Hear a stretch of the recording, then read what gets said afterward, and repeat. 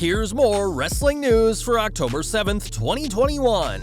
And your headlines for this afternoon include AJ Lee confirms return to professional wrestling, signs major deal with Televised promotion. I hope you die. I hope your son dies. Bryan Danielson reveals hateful comments from wrestling fans. He's very underrated. Big E predicts a future WWE champion. Former WWE superstar admits to copying another wrestler to become a champion. Windham, I'm waiting for you. Former Universal Champion wants fight with Bray Wyatt. We are kicking off today with AJ Lee, who left the wrestling world in 2015 shortly after WrestleMania 31. Since then, Lee has become a published author, with her book Crazy Is My Superpower becoming a New York Times bestseller, but after over 6 years away, the former Divas champion is returning to the wrestling world. This week, the WOW Women of Wrestling promotion held a press conference in which AJ confirmed that she'll be working with the company on the creative and production side of things. This press conference, which came shortly after Entertainment Tonight's report about the promotion's relaunch, confirmed that WOW will kick off once more in September 2022 in syndication on CBS affiliates. Fans shouldn't expect AJ to wrestle, as her husband CM Punk recently said that wrestling wouldn't be great for her health, but the former champion has plenty she can give to the company out of the ring. Lee was joined at the press conference by their last champion, The Beast, as well as the controversial Tessa Blanchard, who will make her return to wrestling as part of the promotion. In a press release from WOW, it was confirmed that Lee won't just be a backstage figure, but will provide color commentary for each episode of the new series when it launches next year. AJ will also be an executive producer alongside company owner Jeannie Buss, while their founder David McLean will be executive producer of production with two-time Emmy nominee Nick Stoller. After 6 years away, Lee's return to wrestling is a huge win for WOW, and we'll have to see if the popular former superstar can bring a crowd to WOW when the show returns next year. Over to AEW, as Bryan Danielson's debut at All Out was a huge moment for him, the fans, and the promotion, but not everyone was pleased to see him appear. After over a decade in WWE, some fans had expected Bryan to finish his career working for Vince McMahon, and during an appearance on ABC6 Action News in Philadelphia, the American Dragon explained some of the comments from fans who took his departure very badly.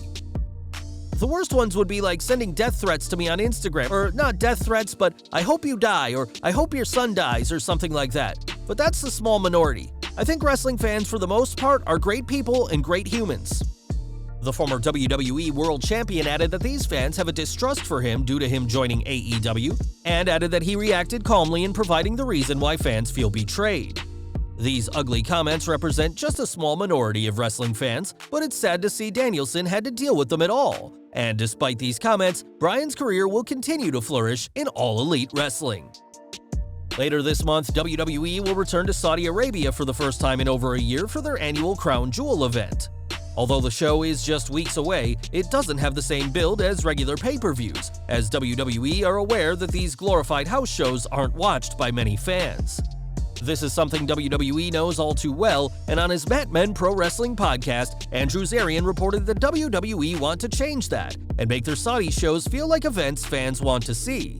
He said, "They're very much aware that the Saudi show seems like a nothing show. 1 o'clock in the afternoon on a Thursday is maybe not the most peak viewership, but they don't give a shit about peak viewership. They don't care about any of that because they make the same amount of money no matter how many people watch live or not on Peacock." Zarian added that he wouldn't be surprised if stories that happen at Crown Jewel continue on main roster programming after the show, and we'll have to see what WWE does to make these controversial events seem like a much bigger deal for your average wrestling fan. One person fans will see at Crown Jewel is WWE Champion Big E, but he's not the only New Day member to hold the coveted title. Fans haven't forgotten Kofi Kingston's WWE Championship reign from 2 years ago, the culmination of 11 years in WWE, and now it's just Xavier Woods who's yet to become a world champion.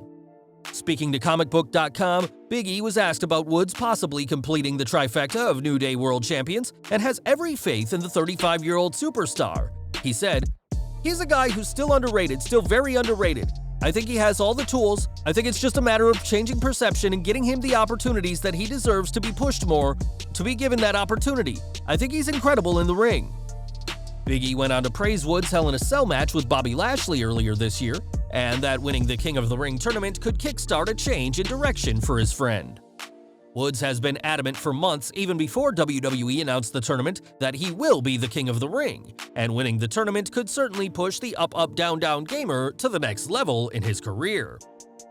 In late 2015, a stable appeared in WWE consisting of superstars from across the world.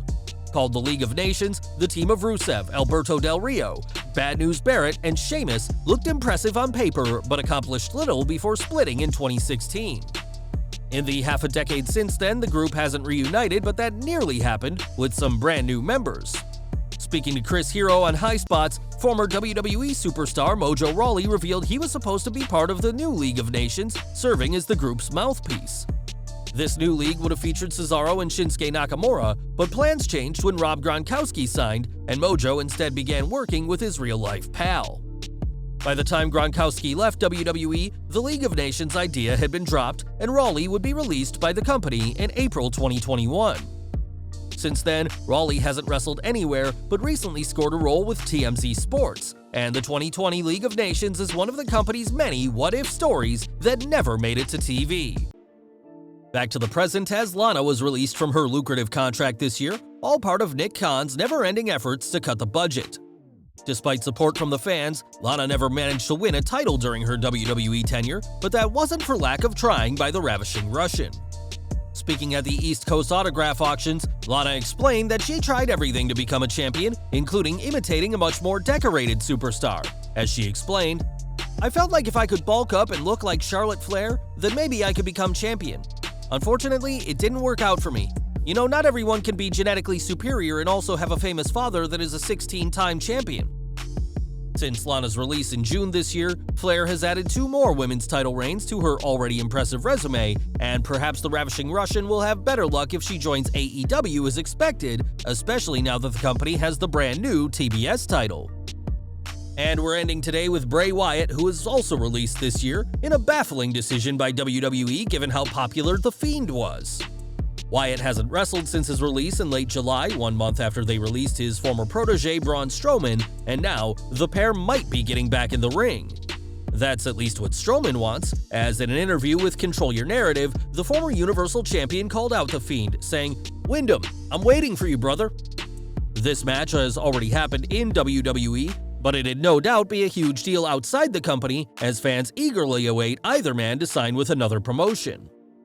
Even if the pair join different promotions, with rumors circulating that Strowman will join Impact and Wyatt is being headhunted by AEW, this match could still happen thanks to the Forbidden Door. And time will tell if the monster among men gets his wish to face off one last time against his former mentor. Well guys, that's our news for today. Please share your comments below. Also hit the like button, subscribe to our channel, and hit the bell icon to receive all notifications. And as always, thanks for watching.